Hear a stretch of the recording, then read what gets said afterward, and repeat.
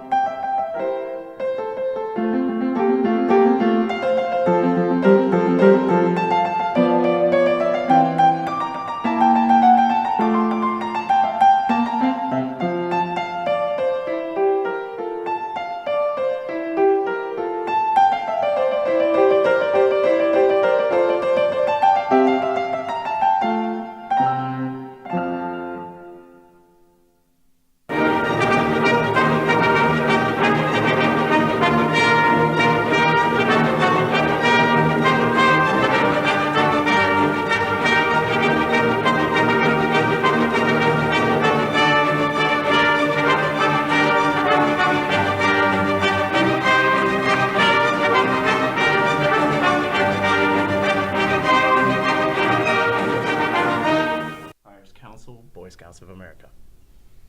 Mary Garza, City of Aurora. Awesome. Yeah. Dan Barrero. I live in Aurora. I'm also on the board of the Three Fires Council. Okay, I am so honored to have the three of you. Thank you for all agreeing to come on. Thank you. Thank you. You're welcome. We have some exciting things to talk about today. So we're going to go over, for those that don't know, the Three Fires Council is part of Boy Scouts America. It's based in St. Charles, correct? That's where the headquarters. Office is, yeah. And it serves Kane County, Kendall County, DeKalb County, DuPage County, and portions of Cook and Will. Correct, yep. Awesome. So for those that are unaware, unfamiliar with Boy Scouts of America or Scouting in general, what is the purpose of a council? So we know what troops are. Yeah, I think I can speak to that. Right. So essentially, we are the regional office for that area that you mentioned. So that's kind of a central place for us to help coordinate our scouting movement. That means a lot of volunteers are involved in our organization that we want to support what they're doing. They're not paid for any of the work that they do. So it's great to be able to have a place that supports all the work that they're doing on a regular basis. And then, of course, we're also trying to start new units as well. Okay, very cool. How did each of you start out with getting involved with the Three Fires Council? So myself, I come from a background in education. Used to teach on both the east and west side of Aurora. And during COVID, I was in a special education department at Mattia Valley High School, and it was difficult to try and do the kind of work that entails through a Zoom meeting and online type stuff. Working on basic life skills, that was difficult. So decided that it made sense to me at the time to support youth outside of the classroom. That's where they need more support. And so I just shifted over into scouting, and the way I see it, it's just another place where I can be a guide, where I can help enable youth in our community. Terrific. I've been involved in scouting my whole entire life. My family grew up in scouting. I have 7 older brothers, and they were all Eagle Scouts through this particular council. It was in a different iteration at that time, though. And so as a very young girl, I know going to Court of Honors, I know going, packing my brothers to go to camp and, all that kind of thing. And now currently I am a charter org rep and a leader in my son's Boy Scout troop. Now my son is doing this. He's a first class scout in troop in troop 28 here on the east side of Aurora O'Donnell School. Okay, very cool. I love it. I love your scout history. Yeah. That is really neat to hear about. Dan? Yes, so it's kind of hard to pinpoint, but I was working here at City of Aurora, and one of the people that was heavily involved in scouting, Scott McCleary, would often come and talk to me about donating to scouts, and then also we were invited to the breakfast, the Boy Scout breakfast over at Naperville with Mayor Pradle. And so that's how I first got involved. And then next thing I know, I'm being asked to help out with fundraising and then eventually join the board. So that's how I got involved. Okay, very cool. Thank you. So I just briefly want to touch down on that this is the Ottawa District Three Fires Council, Boy Scouts of America, and I'm all about education awareness. So very quickly, I just want to teach our viewers that the Three Fires is in relation to the 3 tribes, correct? And help me out if I mispronounce these. They are Chippewa, Ottawa, and Potawatomi. Yes? Okay. And then the original name, the tribal names are, the Chippewa is the Ojibwe, the Ottawa is the Odawa, and the Potawatomi is the Batawadomi. Way cool. What does it mean to you to be able to honor that? Oh, wow. That's that's a tall order, tall question. It means everything. We want our organization to include as many people from as many backgrounds as we possibly can. I know Dan can speak a lot to our DEI initiatives as a member of the board, but we're always trying to grow. The way we think about it is that scouting isn't for particular gender or particular race. It is for scouts. It is for youth. Very good. Being able to have that as a priority and keep a line of sight on the youth is the most important thing that we can possibly do as an organization. Very good. And as far as it not being strictly gendered, there is, it's kind of a brand new program, but so 5 years ago, the female scout enrollment project started. Yeah. I'm really thrilled about that. I'm thrilled to learn about that. I had a daughter that tried Girl Scouts, and it wasn't for her. And now that she's learned about the BSA program she can join, that's pretty exciting. Have you guys had any personal involvement with that at all? Yeah, well, I'm the vice president for DEI initiatives for Three Fires Council, and our committee's been hard at work and also working with membership. And you can see the changes. Right now, we're just under 13% females in Three Fires Council, which is pretty significant, and that's probably our fastest growing demographic in scouting for Three Fires Council and nationally. But I would say that when you go to an event like the Merit Badge University and you walk in there and there's 1,600 scouts, I mean, you're just amazed on the diversity and the number of girls that are present. So it is something that is going to continue to grow. Did you say Merit Badge University? Yes. Can you tell us more about that, please? Yes. So I had the honor of teaching there. This was my second year at York High School in Elmhurst, and we're claiming this the largest in the nation with that many scouts, and I think they came from 5 different states, and you just have a ton of instructors teaching all kinds of classes so that the scouts can get their merit badges. So depending on what you sign up for, you could probably get 5-6 merit badges. Wow. In one day. And so that's why they come, because they're trying to get all these merit badges so they can become Eagle Scouts. Right. And when is So that it's- held? What's that? When is that held? That that was a yearly yes, it's held thing? annually, but we also have one coming up. Is it May or June? There's another session at Camp Big Timber in Elgin, which is our camp, and that is May 4th. Okay, way cool. So as you said, someone who's looking to head to Eagle Scout, or even my son just joined Boy Scouts last week, and he is in Troop 3, which we are incredibly excited about. When I walked into the, do you call it a den? I felt like it was a den. but maybe Either a it's- den meeting or a pack meeting. If it's everybody, it's Troop the pack. 3 was, it looks like what you think Oh, of as a kid. Right. I'm with the sorry. cabin. Troop 3 would be a troop meeting. Yeah. Okay, yeah. Yeah. So Or when we patrol. walked into the troop meeting, it was incredible. So he's 14, so he might be looking to get as many merit badges as possible. And I was reading about Camp Big Timber in Elgin, and I noticed there's a summer camp coming up for grades 1 through 5. What other summer camps are offered? Or other ones? We have a number other of age groups? day camp opportunities. We also are planning some day 1 events for the summer. They're still in their planning stages, depending on where they are. But I know that Geneva, we will also be at. Dan, help me out. What's the name of the park in Geneva that we have our day camp at? I can't. It's not coming to me right now. In But Geneva? there'll be one there. Camp Big Timber is a big space that will be utilized throughout the summer. I think we're also planning a day 1 event for the east side of Aurora, which is really exciting Okay, too. way cool. Yeah.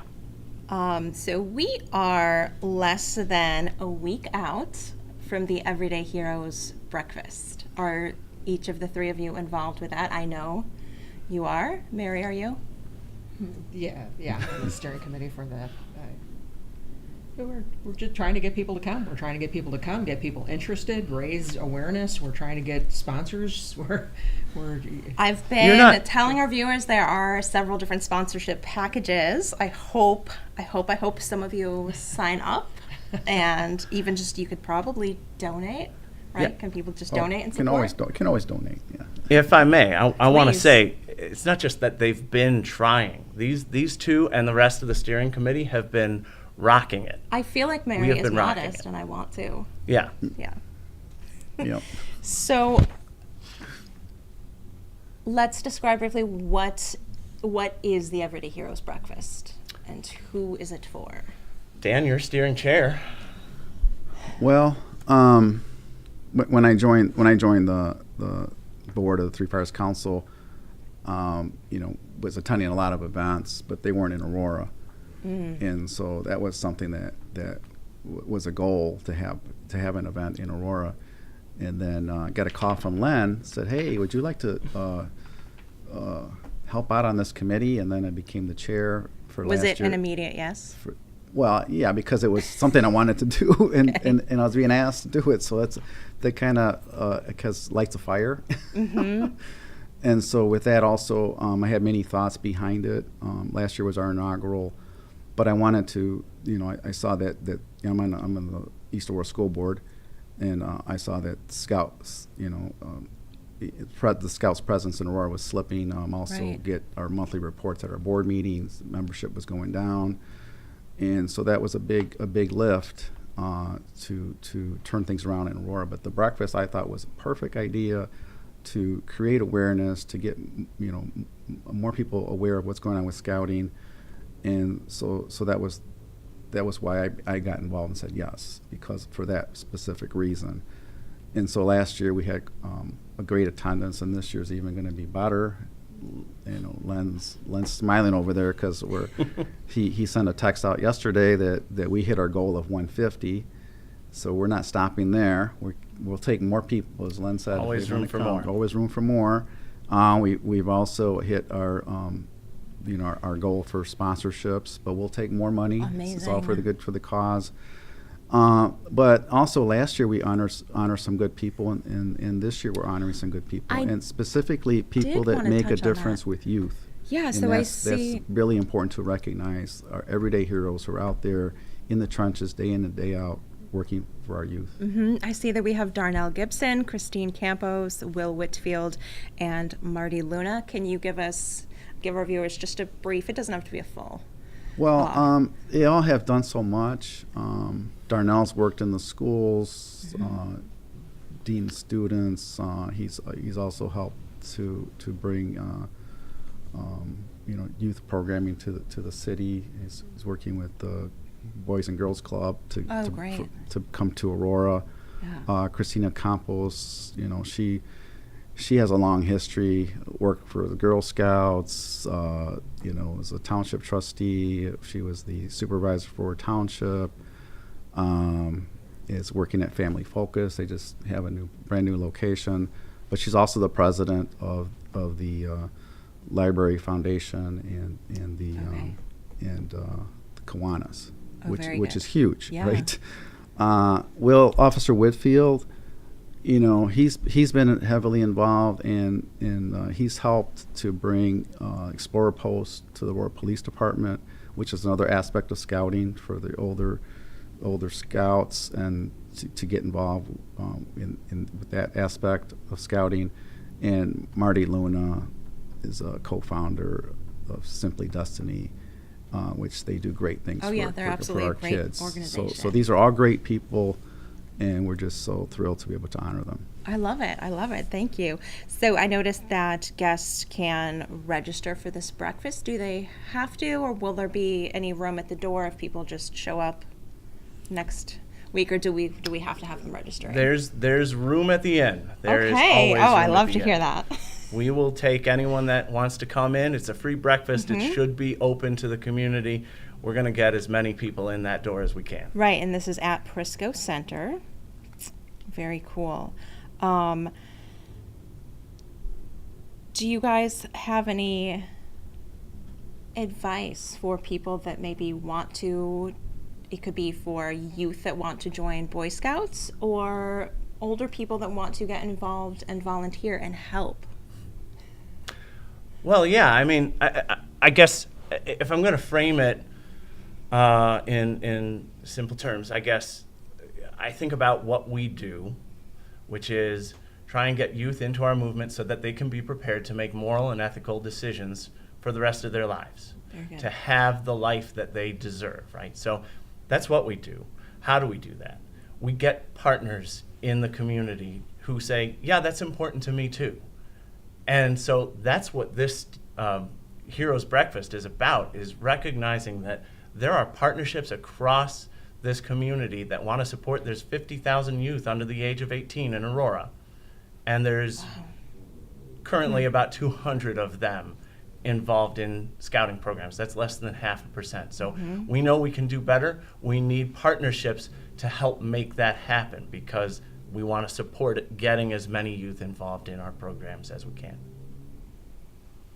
Yeah, I'd say call me. It's because it's hard. It's hard.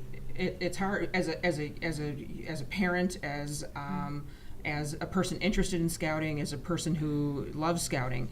It really, there's a lot of personal connection, and just talk to somebody at your school, or seriously call me. You can Facebook me. You can find me. You find me in a lot of different places. I do work for the city of Aurora, and I'm at O'Donnell School a lot, Mondays and Tuesdays in the evenings. I'm there with Boy Scouts and with Girl Scouts.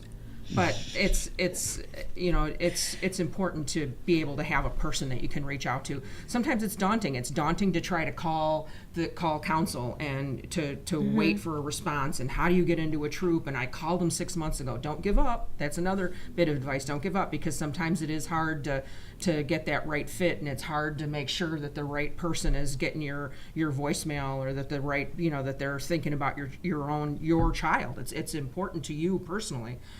So definitely make a personal contact with somebody that that's in the program, and I offer myself as that person if you don't have anybody else. Thank you. Yeah, I would say we also have a need for adult leaders, because we're trying, as we're trying to get more youth involved in the programming. We need the adult leaders to run those troops. Yep. And so there's a need for that. So if people are out there and they have been a scout and now they're getting to retirement, and they're looking for something to do, or if you're a parent and your kids are in scouting, think about moving you never up. know what expertise that you could possibly bring to the kids. I mean, the kids just want people to interact with them. The kids want to know that somebody cares for them. The kids want to have somebody come to their meeting and talk to them about this, that, or the other, whatever the thing is, and it's difficult as well to do activities. Sometimes it's difficult to do activities because of the leader coverage that's required by all the protections that are in place for the kids and for the adults as well. Adults are 100% always needed. We always need new ones. Very good. Right. And so something you just said, our guest speakers welcome sometimes for troop absolutely. Events? Yes. Yep.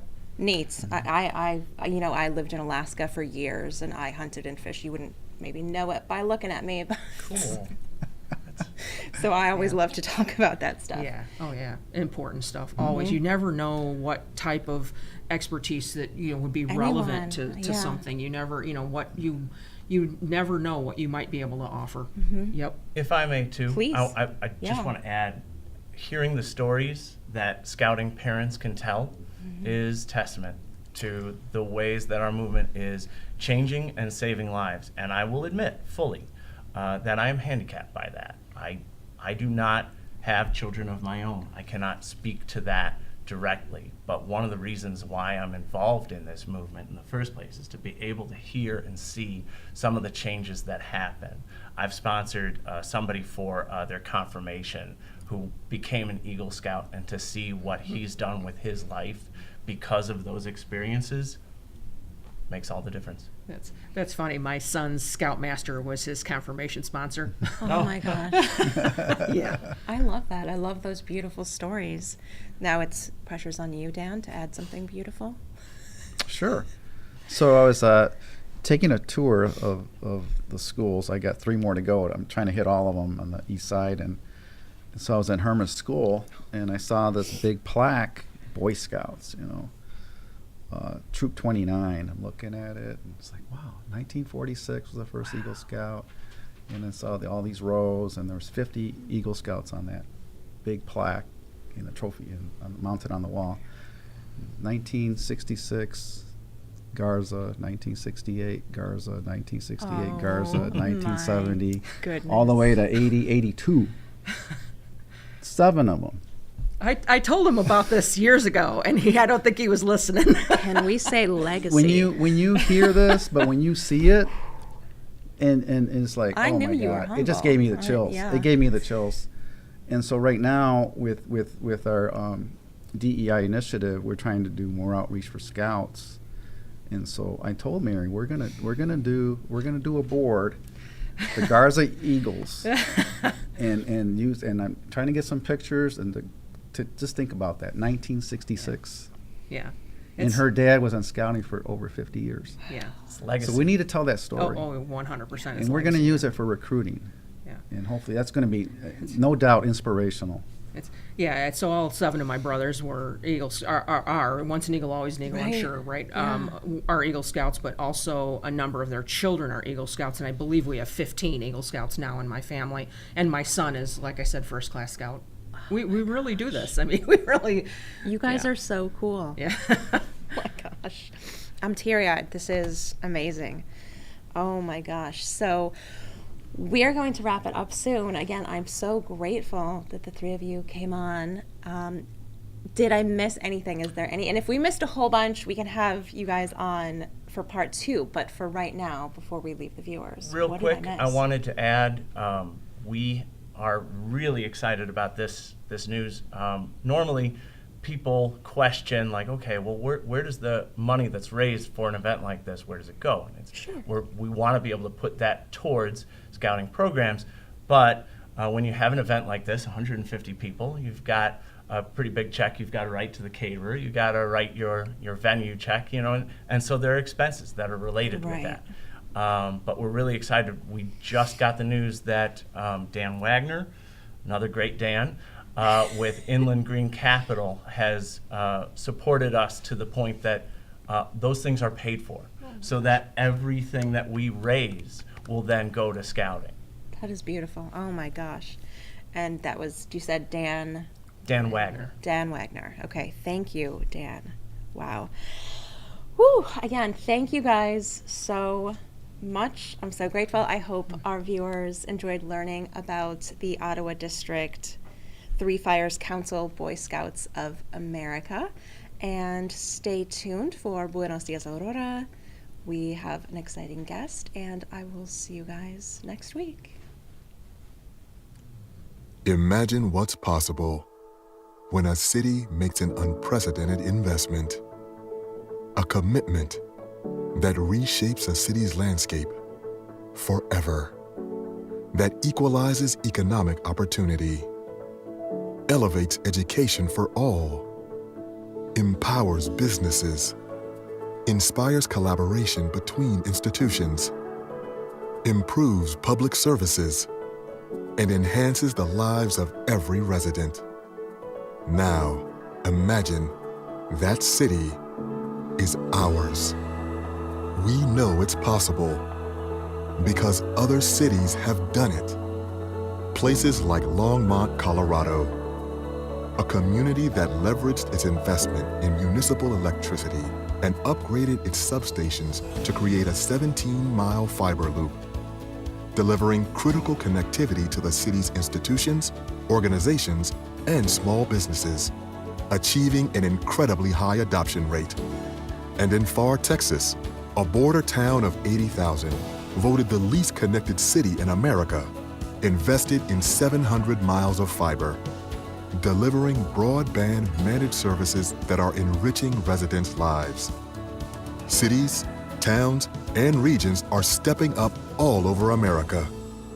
There is no question that Aurora can and deserves to be America's next great smart city. But it's up to us.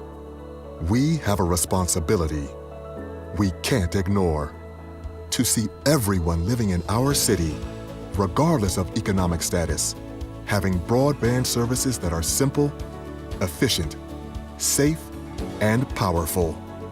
Imagine children having safe internet access anywhere, never needing to connect outside of a fast food restaurant. Imagine every building in every neighborhood and retail outlet, new and old, modernized, intuitive, secure. Imagine exciting subscribers with the ultimate broadband experience and giving parents control over all of it. Imagine deploying cyberbullying protection that notifies parents throughout Aurora that their kids are being bullied and providing resources to protect them. Imagine a city with first responders seamlessly connected and with safer public spaces. Can you see this smart city? Can you see our future? We do. Aurora is ready for world-class connection that serves our residents, that helps businesses grow and unifies our community. Let's take this opportunity to give all of our residents, businesses, and community organizations the advantages that come with unrivaled broadband infrastructure and services. Let's come together and deliver a world where digital equity creates a city that is smarter, safer, and sustainable for generations to come.